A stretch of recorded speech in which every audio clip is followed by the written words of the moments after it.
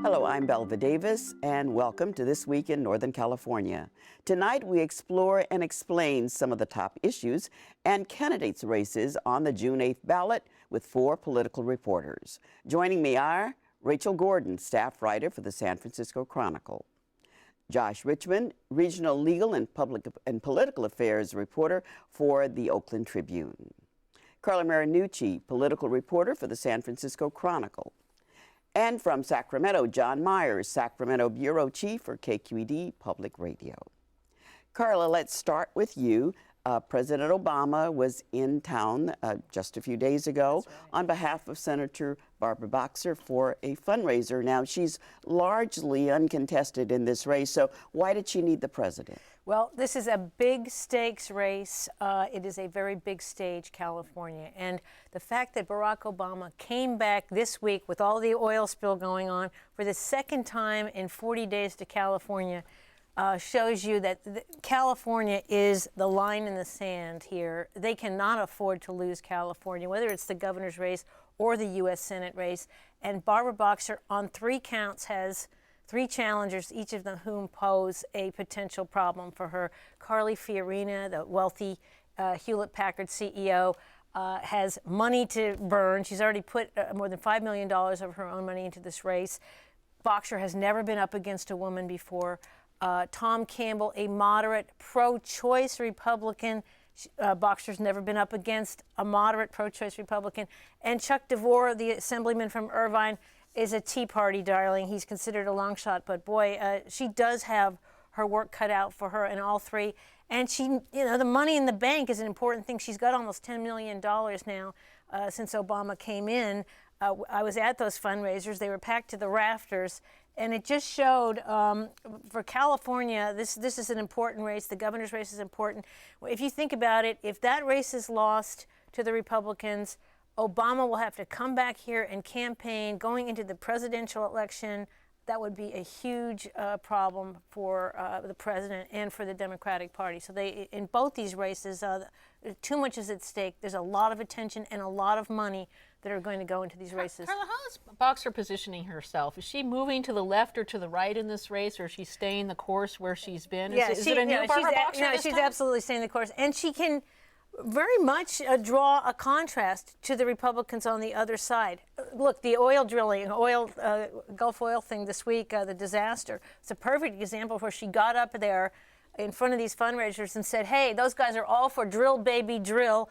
They're the ones who brought you Sarah Palin. They're the ones who brought you Dick Cheney. And here's my guy, Barack Obama, who just happens to be the most popular politician in California. When you're talking about 60% approval ratings, it never hurts to have that kind of a face come in and help you out. So she's on environment, as you know, Energy Committee. She's a key, she's a pivotal person for Obama and the agenda in Washington, and she's able to draw that, like the issue on the issues of choice, on social issues, environment, jobs in the economy. She has definite differences with the Republicans. The Republican candidates had a face-off also. What came of that? Well, right now we've got, the polls are really starting to line up here. Until last week, you had 36% of the Republicans in this race were undecided still. They still don't know who they like. Fiorina is starting to pull ahead of Campbell, and by a wider and wider margin. It has always been thought, she's sort of flying under the radar in second place all the way along. All of the polls show Campbell would be stronger against Boxer in a general election. Fiorina has more money to spend in these final days. Yeah, that is exactly the problem, Josh. When he's got less than $1 million going into the last 2 weeks, and she's now able to put up ads on television. This is not a good thing for Tom Campbell. And a lot of Democrats, when he was in the governor's race, were actually thinking, voting for him. He's a moderate Republican who has a great appeal to those independent voters. But in the Senate race, it's a different deal. People are looking at that majority, the Democratic majority in the Senate. That's an important vote to the Obama administration. And so right now, Fiorina's pulling ahead of Campbell. and widening that margin. It does look like she has the momentum going into the last couple of weeks. Where's the battleground in California? Is it in Northern California? Is it in Los Angeles, which is voter rich? Where are we seeing the fight? Is it the Central Valley? Absolutely. I mean, the Central Valley is going to be key for both. And where's all the media right now? Where's all the attention and money going? I mean, the Central Valley will be key. That's where a lot of the media attention is going. And of course, the two urban areas, Los Angeles and San Francisco, have both been huge on the fundraising front. That's why Obama came to Los Angeles a month ago, to San Francisco this month. For the Republicans, you've got Orange County, Inland Empire, Central Valley, and they're just pushing this. And they've been up and down the state, and I have to say all of them have been very, very aggressive. And Boxer is going to have, she admits, the fight of her life going into this, whoever wins on June 8th. John, you want to get a word in here? Well, I was just going to say, I wonder what some of the national stories we're talking about have an impact on this race. I mean, as you were saying, the president came out here instead of going to the Gulf Coast first on the oil spill. Boxer has been a huge champion of the environment. I wonder, those kinds of issues. You look at those Republican candidates about oil drilling, that could be an issue. I mean, it seems like those kind of things might help her. Would you think? Yeah, absolutely. And there's no question, we're seeing this, John. I know you're going to talk about the governor's race. We're seeing this in both races.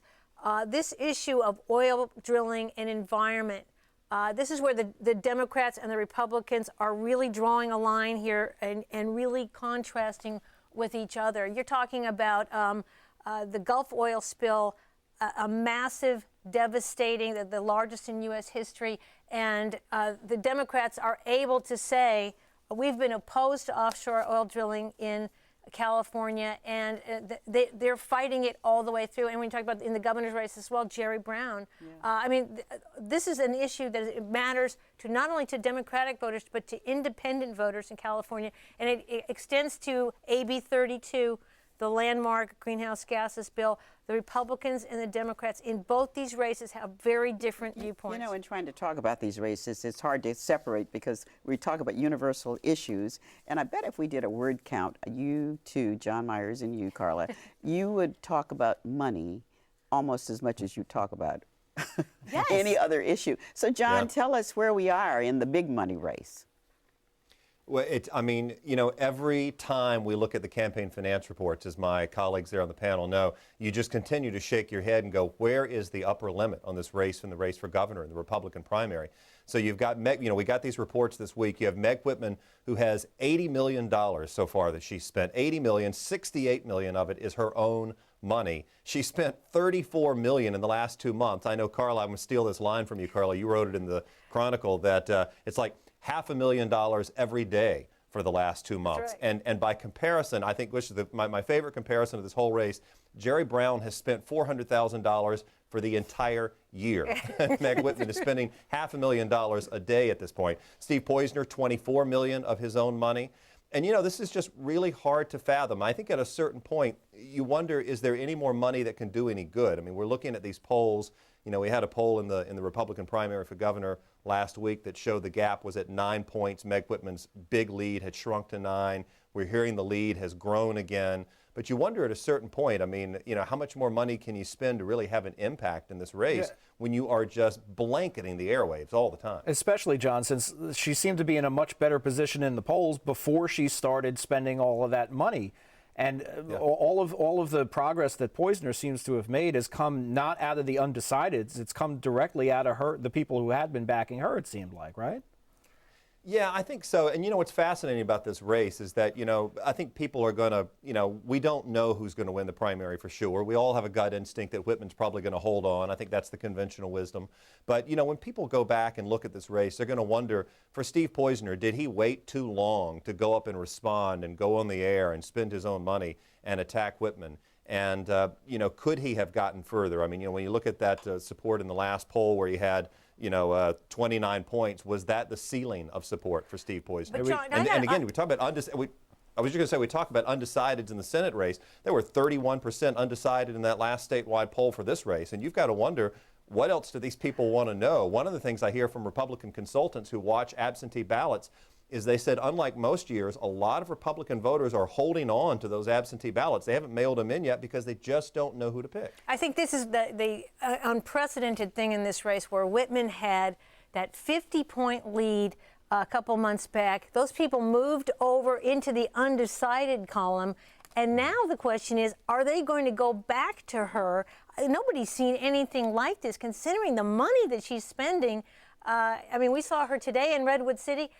It is very close. She's running it like a presidential campaign. So, John, how much does the money turn people off, though, seeing that one person is spending so much money on a race? Are people going, enough is enough, when they're struggling to make ends meet now? Are they going, this is ridiculous? I think, you know, Rachel, I think that whether that narrative has really started to play out yet, I do think that is a danger for Whitman should she continue to win this race. I don't see how it could not be. And you know that Jerry Brown and the Democrats and the labor unions that are going to try to organize to help Brown are going to make an issue about that. I mean, we've heard a little bit about her wealth. Poizner has not really been able to talk about her being a rich person because, let's face it, he's a rich person. Well, you have to move to... I was just going to say, we're going to see a lot about this, and I do think that becomes part of the narrative at a certain point. So we have to move to two local leaders here who are vying for office, and it's probably the only competitive races where money has not been the top issue. That's for Lieutenant Governor and Attorney General. Right. I mean, it's not huge money races. We're looking at Attorney General's race. Kamala Harris, who's the district attorney for San Francisco, was kind of an early leader in this race, and she's slowly been slipping back, it looks like, from polls. But she's going to look at a couple of hard choices right now. She's being hit really hard by Chris Kelly, who is an attorney for Facebook, who's coming out very strong. Turn on the TV like Meg Whitman. There are a lot of Chris Kelly commercials, at least in the San Francisco Bay Area. And there's also Rocky Delgadillo, from the former city attorney from Los Angeles, who was in the race as well for the Democratic side. So it's a close race. There's still a ton of undecideds in it, as we're seeing, I think, across the board. And then we're looking at the Republican side, and we'll get to the other local candidate quickly. The Republican side for Attorney General, Steve Cooley, who's also a district attorney from Los Angeles. He's a Republican, but he's in a Democratic district. He's a moderate, and he's being hit hard from two much more conservative Republicans in the race. Tom Harmon, who's a state senator from Huntington Beach, and John Eastman, who's a constitutional lawyer, law school professor from Southern California. So that race is kind of an interesting one to see how it's shaping up. But the other local guy who's in the race, and really moving far ahead, it seems right now, is Mayor Gavin Newsom from San Francisco. He's running for lieutenant governor, and he got into the race late. He got into the race in March, and his main Democratic rival right now is Janice Hahn, who is a councilwoman from Los Angeles. She had all but a lock on this race till Newsom decided to get in, and he got in the race when he decided he's not going to make it as governor candidate for governor. So on the Attorney General's race, I mean, when Kamala Harris first got in, a lot of people thought this woman is a dynamic, up-and-coming Democrat. And then, a lot happened in San Francisco that has undermined her candidacy. How much is the local situation with the drug lab? I mean, in politics, timing's everything, and it couldn't be worse timing for her when two scandals, or mini scandals, I guess, broke out in San Francisco. One of them had to do with the police department's crime lab, when an employee there had some problems, and a lot of cases had to be tossed out because there was accusations and concerns that some of the evidence may have been tainted. And there's also something coming out from Harris's office and the district attorney's offices. Were the defense attorneys told properly if there were some issues with police officers in some testimony? So it was really poor timing. I started this by really, when I think about it, I said something that wasn't quite true, because in that race, money it does matter, because Chris Kelly has because a lot's being taught. I mean, let's do a little more timing very quickly, though, on Chris Kelly with Facebook right now. I mean, Facebook and privacy issues have been in the news, and that's turning a lot of people off as well. So they didn't want that news out there at this point. Let's turn to the proposition, though, because that you've got people. Okay, so there are all these propositions on the ballot. Right. Some of those propositions are attracting as much money as some of the candidate races. So, Josh, tell us about that. Well, you can go through them in order. Prop 13, not attracting any money because nobody's against it. It's about not having properties reassessed when you have seismic retrofitting done on reinforced masonry. Nobody's against it. End of story. Boom. Prop 14, the top two primary. Not so much a big money race, but a very heated thing. It's the one time that you'll actually see all the Republicans and the Democrats in the same corner. The parties hate it. They don't want it. It's going to take their grip off the primary elections, and they think off the elections. This is the measure that Abel Maldonado essentially forced onto the ballot by holding the budget ransom last year. So take that for what you will. John, you're there in Sacramento. I mean, how seriously are the political forces in the state capitol taking the Prop 14 issue? I think they're taking it very seriously, and I would make an argument that 14 is really the centerpiece of this election when you look at systemic, huge, fundamental change. All the rest of these, and Josh will go through them, I know, in a minute, you know, they are these very kind of small, provincial, little parochial even kind of fights. Prop 14 is this big change. I think the rest of the country will watch what happens if we go to this system where, you know, every voter gets to choose everyone in the primary. Washington State does it, but they don't have a long track record. We don't really know how it's going to work. And I'll tell you, Abel Maldonado was the guy who pushed it through with that budget deal last year. But everybody that I know says Arnold Schwarzenegger was very involved in getting that through the legislature as well. Schwarzenegger, again, is seen almost as a nonpartisan voter by some. And, you know, he won in a nonpartisan election called the recall in 2003. Absolutely. I think it's a huge issue and a huge measure, and it does show how the parties really worry what that world would look like when you could have two Democrats running in an assembly district in the Bay Area, for example, after they passed through the primary. Do you think, John, that this would have done better in an election that wasn't a primary, where partisan voters are coming out, you know, in droves to vote toward the more extreme sides of their political spectrum, and nobody who's a strong partisan voter is really going to feel all that good about this proposition, right? Yeah, you know, there is an irony that, you know, something to change the primary system is in a primary election where a lot of people don't turn out. But I would say the countervailing argument to that is low turnout could really get those people, you know, you don't have to win by as much. And the polls show it's a 60% support right now. And the no campaign really doesn't have a lot of money. I don't know that the Democratic and Republican parties want to spend a fortune on this when they've got all these other fights in November to. Are we finding, though, just very quickly on that, with the polls showing that people really are not as partisan as they were before in terms of Democrat and Republican, in California at least, that they really like the independent nature of what we are, well, this is certainly going to be the bellwether, right? This proposition. Yeah. If this passes, Yeah, then we're going to know for sure that that's the case. Even people who are registered as Democrats or Republicans often say to pollsters, I consider myself an independent. And this will be a great test to see what kind of system they get. We have a couple of other propositions where money does speak loudly. And of course, that's Proposition 16 and then Proposition 17, quite similar in some ways as the way to position. So tell us a little bit about Prop 16. Prop 16, PG&E has put up more than $46.1 million so far, including $11.5 million in the past 10 days.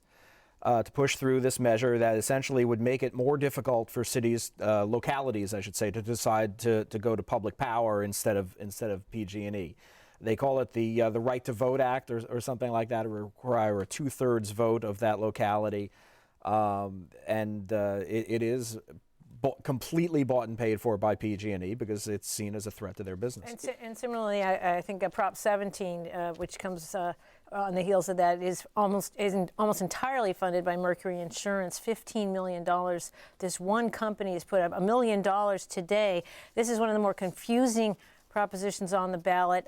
Both sides are promising that it's going to do certain things to your auto insurance. The fact is, it is going to raise some people's auto insurance rates. It's going to give discounts to other people. You've got to read the ballot on that, and the ads are out there, and one insurance company is pushing that one. And a good way to end the talk about the propositions is to go to the proposition that would have some impact on how campaigns are financed. At least as a pilot project. Prop 15, the California Fair Elections Act, so it's called, was put on by the legislature. It would create a pilot program of public financing for the 2014 and 2018 Secretary of State's elections. They picked that one because it's usually a low-money election. It basically would raise the registration fee that lobbyists pay to fund a system of a voluntary system. The candidates would be able to opt into of public financing. Obviously, the lobbyists are very much against this, as are the business groups and other large institutions that lobbyists represent. But there's not a whole lot of money being spent actually for or against this. Common Cause and League of Women Voters and CalPERG, all of the sort of good government watchdog groups are in support of it. So we'll see how that pans out. We talked only briefly about Proposition 16, very high interest in San Francisco because of public power. San Francisco has been trying for years, or some people on the left of the Board of Supervisors, the Bay Guardian, pretty influential in the city's progressive community, to get public power here. This would make it much more difficult. As you said, Josh, it would take 2/3 of the vote to go forward with public power. We've seen it most recently in Marin County, where they didn't have that threshold because this proposition hadn't even been enacted, if it ever does get enacted. And they have something called community choice aggregation. What does that mean? It's not just a public power where the city or local jurisdiction gets into the industry, but what they do is they kind of take the power and sell it back to the people if they so choose. You don't have to go with a public power system, but you can go with PG&E or public power. We have some public power examples in the Bay Area. Alameda, Palo Alto, Sacramento has had it for years and years. PG&E, of course, is very much against this, and they're showing it with that money. As you said, the $46 million that's in there. And PG&E said very clearly, I mean, they've always funded the anti-public power campaigns, but they said clearly that they want to fund this measure so they don't have to keep nickel and diming in terms of 10 million here, 15 million there, 20 million there to try to defeat this. There's really a grassroots campaign to try to defeat this measure. They've gotten a lot of editorial support, the No on 16 campaigns, up and down the state with newspapers. And a big online presence as well. Big online presence. And I California wonder too, Chamber of Commerce is really the only folks and the anti-tax folks who have joined forces with PG&E on this. John? I just wonder if PG&E has got a lot of their prestige or reputation on the line here. I mean, because the other big investor-owned utility in the state, Edison, didn't join into this. I mean, it seems like PG&E's really got a lot riding on this. Right, I think it has a lot riding and really looking at San Francisco. I mean, it's been a war. I think it's bottom line dollars, but I also think it's a philosophical one that PG&E wants to make sure that San Francisco is not going to get public power, or if San Francisco does get public power, they're going to have to scratch very hard for that one. So there are some local issues, too, that are of high interest. Yeah, one of them. Let's go for the 49ers stadium. How's Let's that go. one? That's the big one. This is Measure J in the city of Santa Clara. The 49ers have tried to say goodbye to San Francisco, that they don't think that a stadium can be built in the city, and they've been looking to Santa Clara, going to the overflow parking lot near Great America where their corporate headquarters is, their practice fields are. So they're going to the voters in Santa Clara and saying, look, we've got a great deal for you. We're going to build a stadium worth nearly $1 billion, and all you have to do, City of Santa Clara, is put up, for the city itself, a little less than $80 million, with some hotels in the area kicking in. It would come up to about $114 million. They said there are other ways it could be financed, both through the 49ers, through the NFL, and then also having a special authority set up to sell naming rights and to come up with other money there. So that's kind of a big contest. This is one of the most controversial ones, because what did the analysts say? There's no guarantee that this is going to make money or it's going to produce the kind of revenue that they're talking about. On the other hand, this is a very beautiful plan. You've seen it. The promises are just absolutely fabulous. Santa Clara is a very well planned out city and prosperous, because a lot of the Silicon Valley stuff is there. So this is a tough one all the way around. But the question is, a lot of the cities in the Bay Area and around California have been promised this kind of fabulous nirvana with stadiums. It doesn't always pan out. Right, so they're saying, organized labor's on board, the business community down there, most of the elected officials there, the school district, because they're saying it's going to bring in a lot of money. Meanwhile, you've got San Francisco, who's still moving forward with its plan to put a 49er stadium in the Hunters Point Shipyard project development. Mayor Gavin Newsom has had an interesting take on it. He's like, yeah, we still want to keep the 49ers here. They can go and win. He said they can have their press conferences saying this is the best plan ever down in Santa Clara. In the end of the day, though, as you mentioned, Carla, they have to come up with the financing for it, and that's the problem they've had all around. Well, there are other issues in this part of the world, but let's turn over to Alameda County, where there are two supervisorial races, a sort of a rare thing where the incumbents are not running again. You've got two supervisor races, each interesting for its own reason. In District 2, you've got Nadia Lockyer, who is the executive director of the Alameda County Family Justice Center, but also wife of State Treasurer Bill Lockyer. Running in a field of 4, but running it seems for name recognition rights against Liz Figueroa, a former state senator.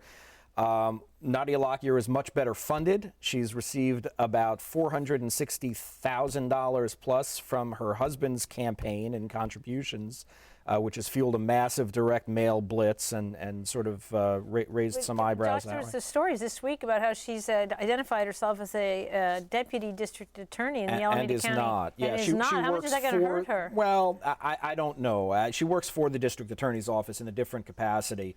I'm not sure that that's going to necessarily overcome this absolute blitz of phone banking, precinct walking, and direct mail that she's been able to mobilize by having that money and influence behind her. In the other race, you've got Wilma Chan running, who's the former Assembly Majority Leader, running for her old seat on the County Board of Supervisors from whence she came, opposed by the mayor of Alameda, Beverly Johnson. And I think... no disrespect to Mayor Johnson, I think the conventional wisdom is that Wilma Chan is so deeply entrenched in county politics that it's going to be hard to beat her at this point. So we return then to these unique San Francisco measures? We don't have anything too sexy, though, in San Francisco this time, but we have some interesting ones that people should pay attention to. There is a $412 million earthquake safety bond. This is to shore up mainly the auxiliary water system. Boy, remember what happened in 1906? How many of us were around? It was the fire that did people in more than the earthquake. But this is what the fire department relies on if the regular water system goes down. Also have a new police headquarters in the Mission Bay development. That's a big one. Pension reform, yawn, who cares? Well, you should care because it's a lot of money that's at stake. And that's a huge issue with how much pensions at the state level as well as the local level. Statewide. Huge issue. So this one is going to get employees to kick in a little more, and in terms of how you base your pension, it's going to extend it instead of your last year employment to 2 years. Potentially a test case, I wonder if... Well, it sure is if you talk to Gavin Newsom about it, who's running for state office. He's like, boy, we're doing this in San Francisco. We should do it at the state level as well. And the war between the supervisors and the mayor continues. My thanks to all of you this 10 days before election for joining us tonight.